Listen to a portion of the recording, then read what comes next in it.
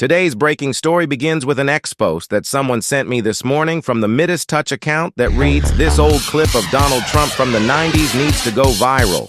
He's always been a racist freak. Thanks, Midas, and I'm on board. And I'll do my part in showing you guys that clip in just a minute. But my thought is, why stop there?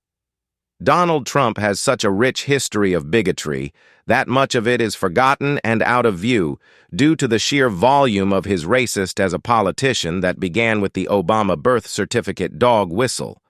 What's old is new again and as relevant as ever.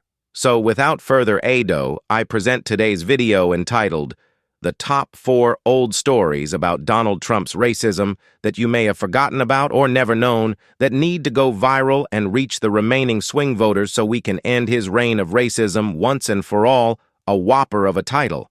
But it sets up a short LFT that I hope goes a long way in crushing his white nationalistic soul, and at the top of the list, I will reveal today's breaking story. And at number 4, according to his first wife Ofana, he kept a book of Hitler speeches on his nightstand.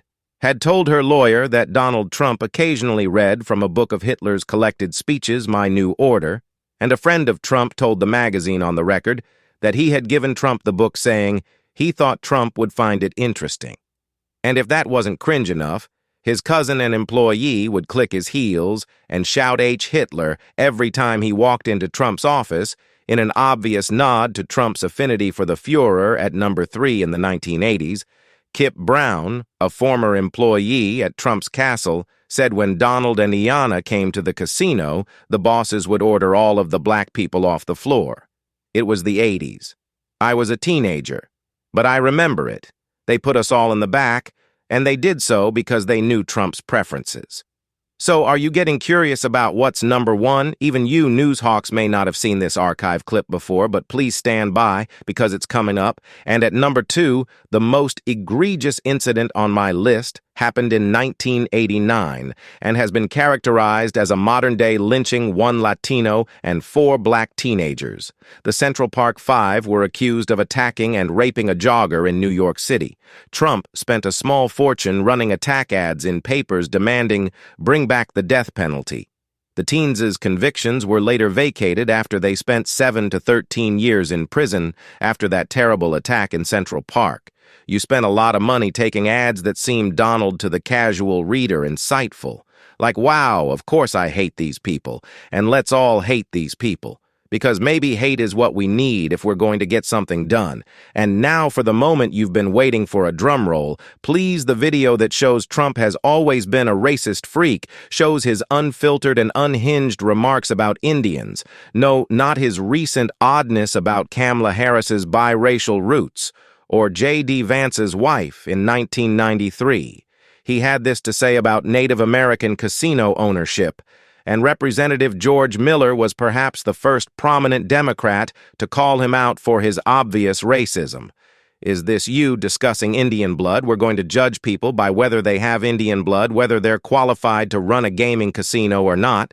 That probably is me, absolutely. Because I tell you what, if you look at some of the reservations that you've approved, you, sir, and your great wisdom have approved, I will tell you right now, they don't look like Indians to me, and they don't look like the Indians. Now maybe we say politically correct or not politically correct. They don't look like Indians to me, and they don't look like Indians to Indians, and a lot of people are laughing at it, and you tell how tough it is, how rough it is to get approved. Well, you go up to Connecticut and you look. Now, they don't look like Indians to me, sir. Thank God. That's not the test of whether or not people have rights in this country or not. Whether or not they pass your look test depends. Depends whether or not you're approving it, sir. No. It's not a question whether I'm approving it. It's not a question whether I'm approving it, M. Trump. You know, in the history of this country where we've heard this discussion before, they don't look Jewish to me, really. They don't look Indian to me. They don't look Italian to me. MH. And that was a test for whether people could go into business or not go into business, whether they could get a bank loan. You're too black. You're not black enough. I want to find out. Well, then why you're approving for Indian? Why don't you approve it for everybody? Then if your case is non